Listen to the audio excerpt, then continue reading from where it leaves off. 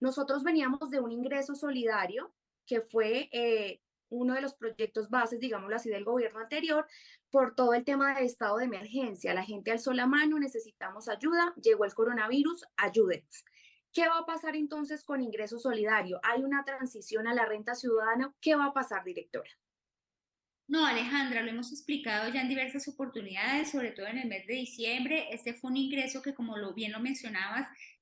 fue establecido por el gobierno anterior y obedecía a la lógica de la emergencia, digamos, generada por la pandemia. Era para mitigar los efectos del COVID y estaba predispuesto para que terminara el 31 de diciembre del año pasado. Se habían dejado recursos hasta esa fecha y digamos que su duración estaba dispuesta así por el gobierno anterior, luego mal podríamos haber postergado, prorrogado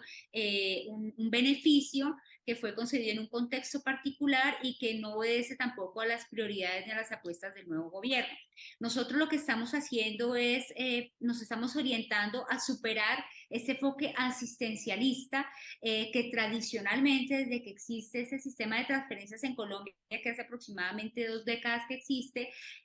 como se venía, digamos, realizando con ingresos que no estaban por encima de la línea de pobreza, es decir, ingresos que eran muchas veces simbólicos. Se habla de una gran cobertura en el sentido que hay muchas familias, digamos, a las que se logra llegar con estos beneficios, pero por ingresos que muchas veces están por el orden de los 25.000, de los 40.000 pesos, de los 100.000 pesos. Incluso en el caso de adulto mayor, por ejemplo, tenemos ese monto de los 80.000 pesos, que yo creo que cualquier ciudadano sabe que no son ingresos suficientes como para tener un mínimo vital que le permita a los beneficiarios al menos acceder a los bienes de primera necesidad. En esta medida, y tú lo preguntas como cuál será esa transición o qué va a pasar o hacia qué nos orientamos, cuando hablamos de superar ese enfoque existencialista, lo que nosotros buscamos es lograr que mediante una dignificación de este sistema de transferencias en la que los beneficiarios dejan de ser un sujeto pasivo que además se eterniza, digamos, y se esclaviza de alguna manera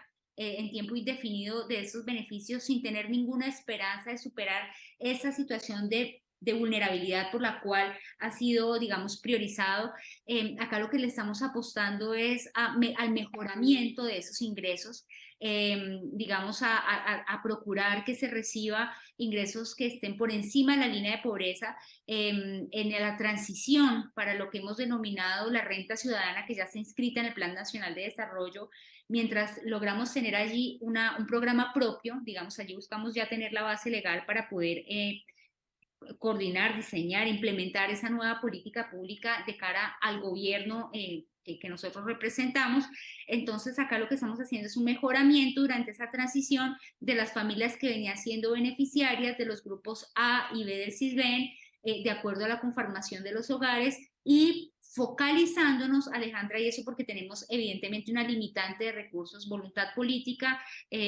total, pero también unos recursos que son limitados. Entonces lo que queremos es impactar y bajar esos índices realmente de pobreza extrema en el país. Priorizamos en ese sentido 466 municipios, y esto basados en un criterio objetivo que es lo que nos arrojan los mapas de hambre, es decir, los territorios que, según tenemos referenciado por el cruce de datos de las diferentes entidades, se encuentran afrontando ya una crisis humanitaria en razón de los altos índices de desnutrición. Entonces, acá lo que estamos es garantizando para esos municipios del grupo A del CISBEN un ingreso de 500.000 pesos, algo histórico, algo que nunca se había garantizado en el país, y que si tú miras, pues ya estamos hablando que nos acercamos a la garantía de ese mínimo vital, pero adicional a eso, apostando a que no solamente estamos otorgando un beneficio o un incentivo y no estamos haciendo ningún tipo de seguimiento, sino que estamos diseñando una estrategia en la cual el beneficiario se va a acompañar de una oferta institucional diversa, robusta, que le permita lograr las condiciones para su propia autonomía. Es decir, generarle unos mínimos también en materia de educación, de salud, darle las posibilidades de acuerdo a su capacidad o a su potencial humano para, por ejemplo, lograr habilidades para la empleabilidad, que realice dentro de las corresponsabilidades, por ejemplo, cierto trabajo social, todo esto también orientado a lo que es la apuesta de la paz total del gobierno nacional. Eso a grandes rasgos para comenzar.